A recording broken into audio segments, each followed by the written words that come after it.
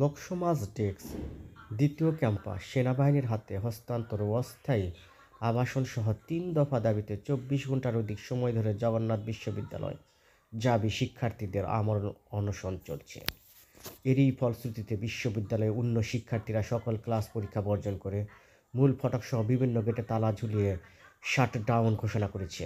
আজ সোমবার সকাল থেকেই এই গণ অনশনের পাশাপাশি এই শাটডাউন কর্মসূচি চলছে বলে জানান শিক্ষার্থীরা এবং বিভিন্ন সামাজিক মাধ্যমে এই বিষয় পোস্ট করেছেন।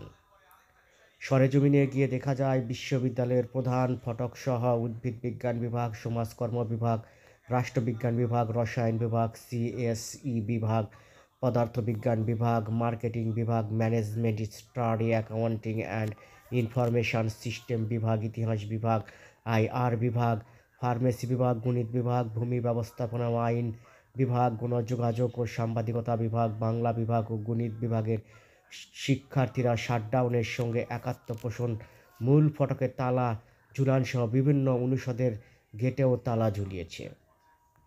অনশনরত শিক্ষার্থীদের সঙ্গে একাত্মতা পোষণ করতেই এমন কর্মসূচি দেওয়া হয়েছে।